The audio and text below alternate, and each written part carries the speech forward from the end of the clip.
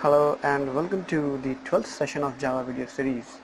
In this session we are going to conclude the differences between instance variables, static variables and the local variables. We have discussed about these three variables in part 9, 10 and 11. So this part is basically a conclusion, and after concluding the differences between these three variables, we will see a little bit more about uninitialized arrays regarding in connection with these three variables, right? So let's begin with the topic. First I'm gonna list the points, and then we will see the programs related to the points and see what are the differences, what are the variations that we will find in our discussion, right? So here is the slide. Let's begin with the conclusions. So point number one, we have stated this point a lot and I am just concluding it now. So for instance and static variables, JVM will provide default values and we are not required to perform initialization explicitly. But for local variables, JVM won't provide default values. So it's a very straightforward point now. We must perform initialization explicitly before using that variable, and if you are not using it, there is no need to initialize it as well, right? For local variables, of course. Now the second point states instance and static variables can be accessed by multiple threads. By multiple threads. Multiple threads can access instance and static variables simultaneously, so they are not thread safe. One is going to change the value, one thread is going to change the value of one variable, and other may be working on the same variable, and then there will be a mismatch in the value. It's a critical section kind of problem. So that's one problem with instance and static variables in relation to threading. But in case of local variables, for every thread a separate copy will be created. So local variables are thread safe.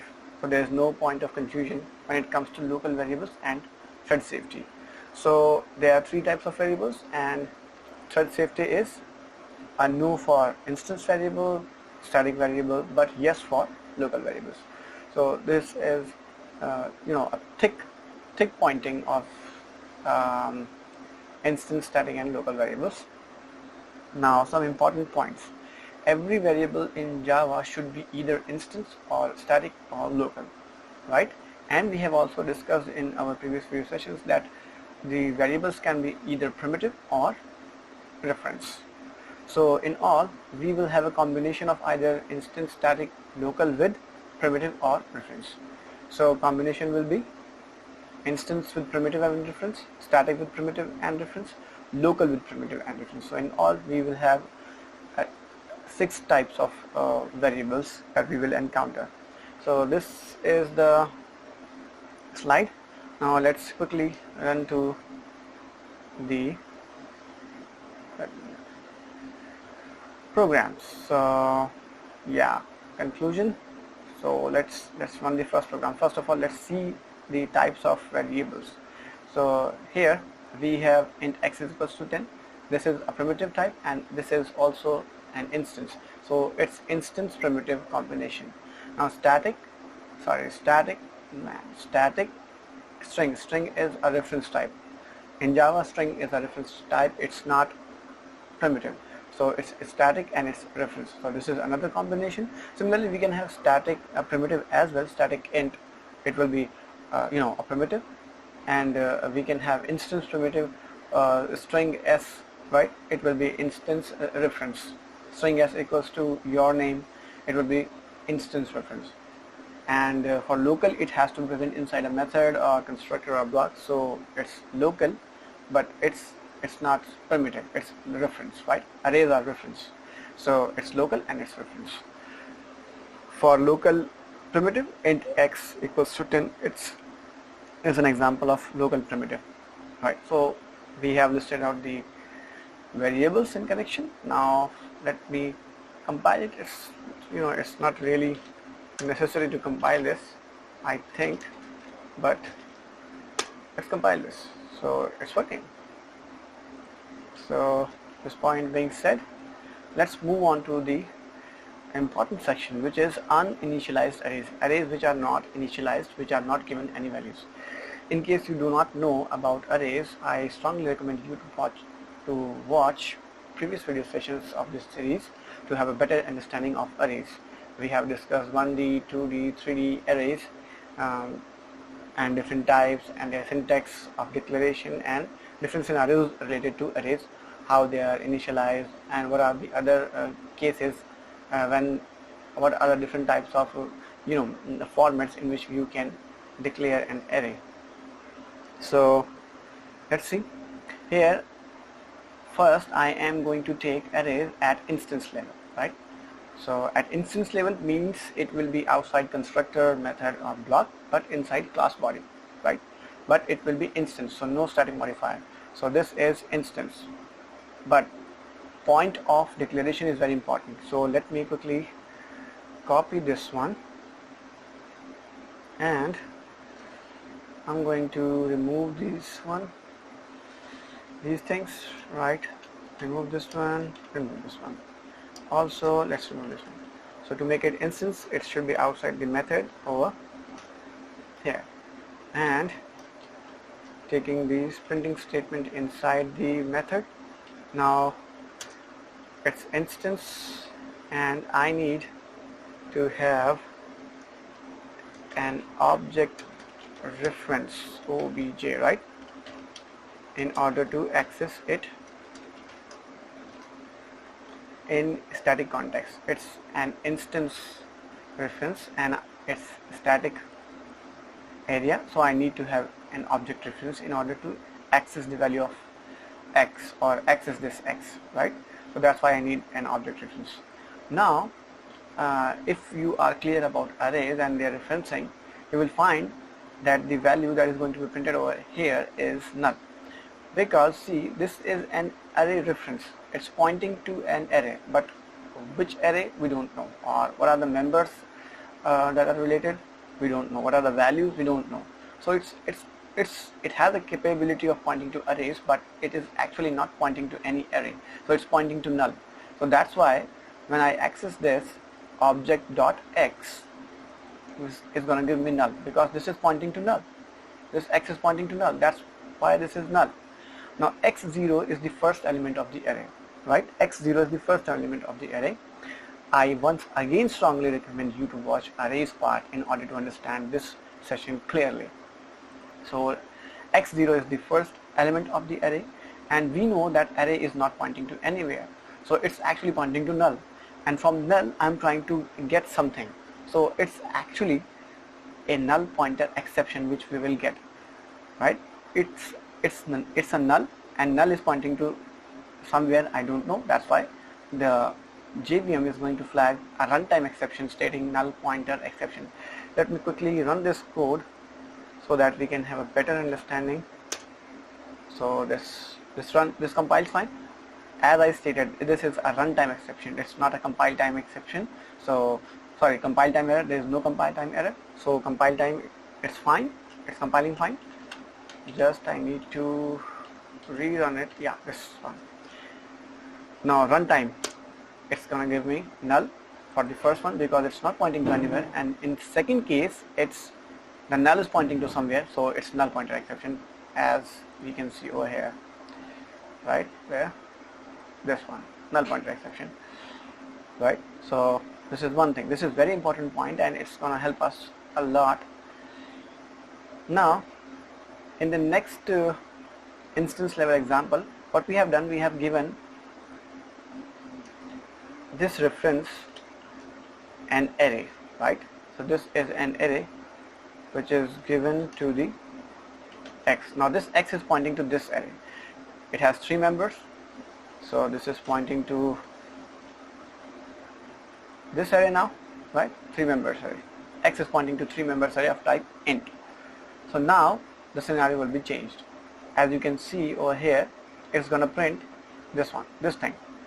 So this is this symbol over here, this symbol which I have selected, the blue one.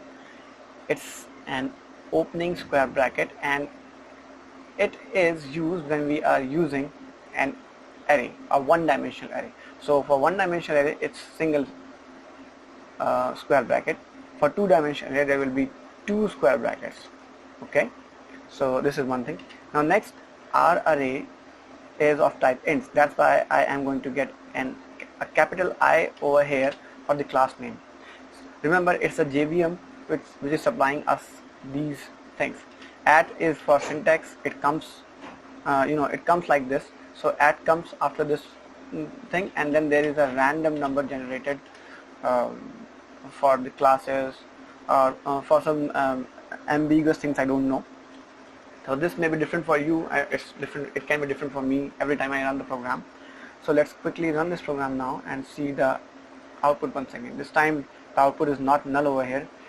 It will be this one. But for one-dimensional integer array, this will be the output this time, right? Because it's pointing to somewhere. It's not null now, and it's going to give us 0 when I try to access the 0th object of the instance level array. But this time this is initialized. This is not initialized, but it's pointing to a 3-membered integer type array. So it's going to give me a 0. So one point that we should note over here is that it's going to give us 0 and not null. Null pointer exception, right? So I hope this point is very much clear to you now. Let me quickly run this. First, let's save this, and compiling this, it's not gonna give any kind of error, and this is the reply. Opening square bracket, I for integer array at the rate for the syntax is following, and then this is a random number generated followed by a 0, which is a default value provided to the instance variable, right? So this is all about uninitialized array in case of instance at instance level. So when arrays are uninitialized at instance level, what are the expected outputs that we are going to get? Next is at static level. So simply what we are going to do, we are going to study two cases over here. Static int x, right? And I'm going to take this one to the new line, comment this one out, and declare it over like this. Now this is a static, so I don't need an object reference, because static can be accessed from both static and instance area, and this is a static area. We can simply use the name or the object reference as well is okay, and the class name as well, and recommendation is the class level name should be used. Now I am going to print out these things once again. Now this over here is pointing to null, as we have already discussed about this point when we were discussing about the instance level of the uninitialized array. So this point, at this point it will be pointing to null, and null is pointing to somewhere, so we are going to get null pointer exception once again. So let me save it and compile it. Compilation is no problem. The problem comes when it runs. So null and exception, right? So null and exception instead mean null pointer exception we are given once again. Now let me quickly remove this one and give it something to point to. Now it's pointing to a 3-membered integer type array. So again the output will be like the class we have discussed, and 0 will be given in case of static as well. JVM provides default values to the types, so int is gonna get 0. So x0 will be 0. The first element will be 0. The second element will also be 0, right? So this is 0. So when I run this program, I'll find compiling is okay and running. It's going to give me this one. See, the number generated is same. It may be different for you, but it's same over here. 5e2c3, 5e2c3, correct? And 0, right? So this was about static context of uninitialized array. Now comes the local level of initialization. So we are going to discuss these 2 points once again. First, int x, this is local level of initialization. I'm gonna get this one over here. Let me remove this one quickly. For local reference, I have to declare this inside the method or constructor or block. So this declaration is inside the method now. So this becomes a local instance and not the instance variable, right? Instance level array. So let me quickly run this, and I have already listed out the error, variable x might not have been initialized. So in case of in case of local variables, we know we must provide the values, right? We must provide the values so that JVM should not flag any kind of error. So as soon as I compile it, the compiler is going to catch that variable x might not have been initialized, and the second line, of course, right? So this is the error. So now this is one thing. In the next, what we can do is new int n3, right? Now the second point. Now notice the difference over here. This over here is going to give us variable x might not have been initialized because of obvious reason, but now we have this array is pointing to a 3 integer array, right? And I compile it, and surprisingly it's not going to give me any kind of error, although I have not initialized it explicitly, right? I haven't given any value to any of the array elements of the local array over here, and it's compiled fine.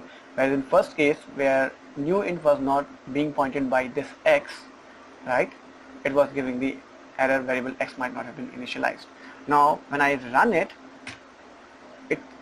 it gives me the same output once again as it was giving me in case of static and the instance cases, right? So we derive one conclusion from this point, and the conclusion is, once we create an array, every array element is initialized to default values irrespective of whether it is instance or static or local array.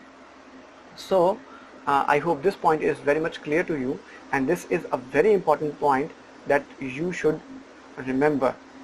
It is also a very important point when you go to the companies and they ask you this question often. So thank you very much for listening. This was all about the instance, static and local variables, and let's see what next I'm gonna make. Okay, so that's it. Thank you.